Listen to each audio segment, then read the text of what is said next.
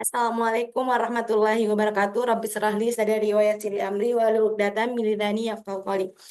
Jadi sebelumnya perkenalkan nama kami Mutiara dari Ilmu Teknologi Pangan Universitas Indonesia Timur dengan NIM 2330111013. Jadi saat ini untuk menyelesaikan mata kuliah akhir semester kami ingin menjelaskan mengenai pembuatan sistem pendinginan untuk susu dan yogurt.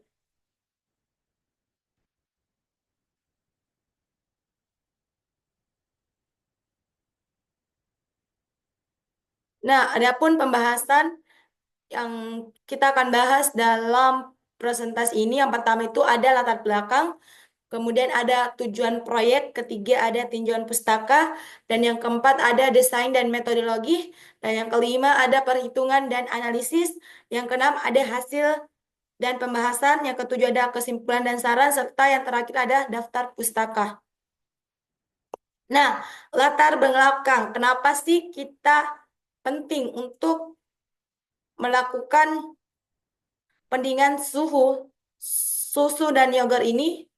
Jadi, latar belakang yang pertama itu susu dan yogurt merupakan bahan pangan yang sangat-sangat mudah rusak. Jadi, memerlukan pengendalian suhu yang sangat ketat. Kemudian, ada yang dibilang namanya pasteurisasi. Jadi, pasteurisasi ini akan membantu untuk membunuh patogen. Tetapi, tanpa sistem pendinginan yang baik, maka di antara suhu 0 sampai 4 derajat Celcius, produk itu bisa cepat rusak dan kualitasnya akan bisa menurun. Kemudian selanjutnya yang ketiga, untuk yogurt sendiri, suhu sangat memainkan peranan yang sangat krusial atau penting, tidak hanya dalam penyimpanan, tetapi juga dalam proses pasteurisasi, fermentasi, hingga pendingin akhir. Mengapa? Karena itu akan bisa membantu tekstur dan cita rasa sangat atau masih optimal. Jadi, pasteurisasi itu perlu pendinginan di angka 0 sampai 4 derajat Celcius. Kemudian, pada saat fermentasi, suhunya itu harus di angka 42 sampai 45 derajat Celcius. Di proses pendinginan akhir, suhunya di angka 5 derajat Celcius. Itulah tadi latar belakang. Kenapa sih pengendalian suhu pada produk susu dan yogurt ini sangat perlu diperhatikan. Kemudian, adapun tujuan proyek kami yang pertama itu mendesain sistem pendinginan susu atau DEX, Direct Expansion, dan yogurt Cool Chiller. Yang kemudian yang kedua, mengontrol suhu di setiap tahap. Ada tahapan pasteurisasi, fermentasi, dan penyimpanan. Kemudian yang ketiga, memilih refrigeran efisien dan ramah lingkungan. Dan yang keempat, ada analisis efisiensi COP dan masa simpan produk. Itulah tadi 4 tujuan proyek dalam makalah ini. Kemudian selanjutnya ada tinjauan pustaka. Jadi kita harus mengetahui yang pertama itu ada metode pendinginan susu.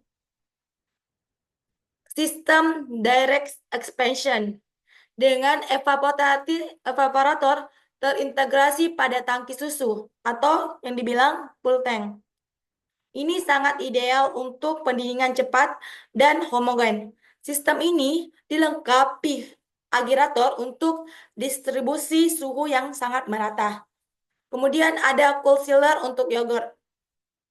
Jadi di cold chiller ini kita menggunakan larutan Proline Scalar Food Grade sebagai media pendingin pada fermentasi dan penyimpanan yogurt. Jadi kita harus memastikan bahwa kontrol suhu presisi ini mencapai kurang lebih di angka 1 derajat Celcius. Kemudian yang ketiga, kita harus betul-betul memastikan pemantauan fermentasi. Jadi ada yang dibilang di sini teknik sensor pH, impedansi, dan CO2 untuk membantu melacak bagaimana sih dinamika fermentasi yogurt yang tepat secara real time untuk kualitas produk akhir yang lebih baik. Nah, kita bisa melihat bahwa salah satunya itu direct expansion. Jadi, sistem DX ini evaporatornya itu langsung ke dalam tangki susu. Di sini kita bisa melihat gambarnya ada tangki susu. Nah, pada tangki susu ini pendinginannya akan sangat cepat dan sangat merata. Umumnya menggunakan refrigeran R290 atau efisiensi COP 3. Selanjutnya ada cool chiller. Nah, cool chiller ini dipakai untuk pembuatan yogurt, untuk fermentasi yogurt. Nah, kontrol suhu presisinya ini juga di angka 1 derajat Celcius. Jadi ini sangat cocok untuk fermenter sirkulasi dan pendinginan pasca fermentasi. Ini adalah salah satu contoh sederhana dari cool chiller. Nah, selanjutnya kontrol suhu. Jadi pada kontrol suhu itu kita harus menjaga dua. Yang pertama itu kita harus menjaga suhu fermentasi dan pasteurisasi stabil di angka 1 derajat Celcius. Kemudian ada sensor suhu digital. Nah, sensor suhu digital ini dapat mementoring pH dan CO2 untuk menjaga kualitas yang optimal. Nah, adapun materi selanjutnya itu metodologi desain dan metodologi. Jadi di sini ada beberapa gambar yang akan kami jelaskan. Nah, di gambar yang pertama ini ada yang dibilang mengenai gambar dari direct expansion atau DX tadi. Jadi tadi DX ini digunakan untuk pendinginan susu.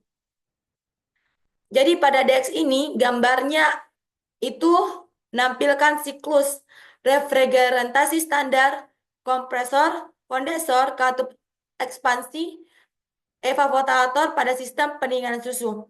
Ini salah satu gambarnya bisa kita lihat.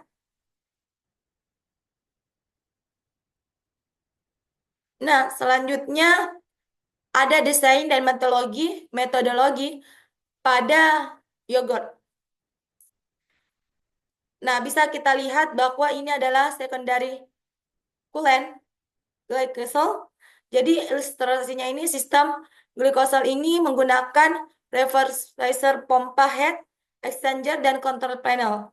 Nah, untuk metode yogurt sendiri di sini ada beberapa gambar bagaimana sih yogurt itu diproduksi. Nah, untuk selanjutnya ada perbandingan antara direct and secondary. Jadi perbedaan antara legitnya antara sistem DX tadi dan secondary coolant untuk pemilihan desain sendiri. Nah, kami perbesar gambarnya di sini. Nah, bisa kita lihat. Ini perbandingannya ya. Kalau warna biru itu ini adalah direct expense. Kemudian yang warna kuning ini ada yang namanya secondary coolant. Jadi yang biru itu digunakan untuk pendinginan suhu, yang ini digunakan untuk pendinginan yogurt tadi. Nah, kemudian komponen sistemnya sendiri tadi. Nah, pendinginan suhu ini terpasang langsung di tank, agregator internal, refrigeran R290, kontrol katup ekspansi, termostatik. Kemudian yang kedua ada itu fermentasi dan pendinginan yogurt. Jadi unit glycolysis sealer, buffer tank, kompas sirkulasi, pipa stainless steel, suhu, sensor suhu digital, dan control panel. Ini semua adalah salah satu desain dari bagaimana pendinginan susu dan pendinginan yogurt. Jadi harus kita masukkan ini semua. Ini sangat penting. Nah, untuk bagaimana sih cara kerja dari pendinginan susu? Jadi yang pertama, susu itu harus kita pasteurisasi pada suhu 85 derajat Celcius. Kemudian setelah dipasteurisasi, kita akan dinginkan ke suhu 40 derajat Celcius. Nah, di sini kita bisa menggunakan inokulasi starter bakteri. Nah, selanjutnya yang ketiga, fermentasi itu bisa sampai 4 sampai 6 jam. Suhunya itu di antara 42 sampai 40 derajat Celcius. Kemudian ada cooling dengan glikol. Glikol ke 5%, 5 derajat Celcius. Nah, cooling dan pengemasan ini untuk yogurt. Pengemasan dan penyimpanan itu di angka 4 derajat Celcius. Nah, ini sangat-sangat penting untuk menjaga stabilisasi produk pangan itu sendiri. Nah, untuk perhitungan dan analisis. Nah, ini beberapa contoh bagaimana sih cara menghitung pendinginan susu tadi.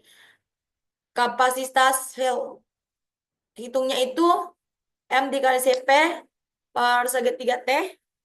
Nah, bisa kita lihat contohnya 500 kilogram susu sama dengan dalam kurung CP4 dikali KG dikali K, tutup kurung, segitiga T sama dengan 25 derajat Celcius sama dengan Q sama dengan 500 kali 4 kali 25, yaitu menghasilkan 500 kJ.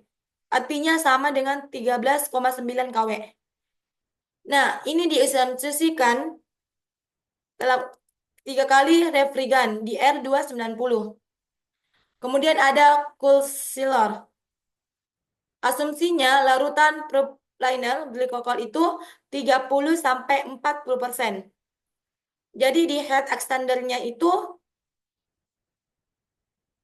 dan flow rate-nya disesuaikan dengan kebutuhan fermentasi sendiri. Jadi refrigerator ganda itu dianjurkan untuk memastikan konsistensi suhu tetap terjaga. Nah, untuk kontrol suhu sendiri, PID dan PA harus mampu menjaga stabilisasi suhu fermentasi dan pasteurisasi. Kita harus sangat menjaganya ini tadi kembali lagi ke angka 1 derajat Celcius. Nah, ini perhitungan cepatnya tadi ya, sudah kita hitung seperti ini. Kemudian lanjut saja ke yang terakhir itu hasil dan pembahasan. Bagaimana sih simulasi dan pilot sistem DX ini mampu mencapai 4 derajat Celcius dengan sangat cepat. Jadi 4 derajat Celcius itu bisa dalam waktu kurang dari 1 jam. Untuk kapasitas 500 kilogram susu dengan kita menggunakan 3 COP. Kemudian untuk suhu fermentasi yang lebih stabil, glycol chiller itu menyediakan kontrol suhu fermentasi pada rentang 42 hingga 45 derajat Celcius. Dengan akurasinya kurang lebih 1 derajat Celcius. Kemudian selanjutnya ada homogenitas produk. Jadi agitator internal dan sirkulasi glikol itu menjaga distribusi panas dan konsistensi tekstur dari produk yogurt sendiri. Kemudian ada bagaimana sih cara menjaga efisiensi dan lingkungan. Nah, dari R290 dan Line Kegel ini terbukti lebih rendah GW-nya dan lebih aman dibandingkan refrigeran tradisional lainnya. Jadi kami sarankan untuk menggunakan R290 dan Glycol. Nah, untuk kesimpulan dan saran sendiri. Kesimpulannya, kami mengambil ada ketiga kesimpulan. Jadi yang pertama itu, sistem di Rust Expansion ini sangat efektif untuk pendinginan cepat untuk produk susu dengan performa COP yang tinggi. Kemudian yang kedua, ada glycol chiller ini sangat dianjurkan untuk menyediakan suhu fermentasi dan pendinginan akhir untuk produk yogurt. Karena ini merupakan salah satu hal yang sangat presisi dan stabil. Kemudian yang ketiga, harus adanya interaksi kedua sistem. Jadi integrasi dari kedua sistem ini akan menjamin kualitas produk susu dan yogurt sesuai standar keamanan pangan. Kemudian adapun sarannya juga ada 3.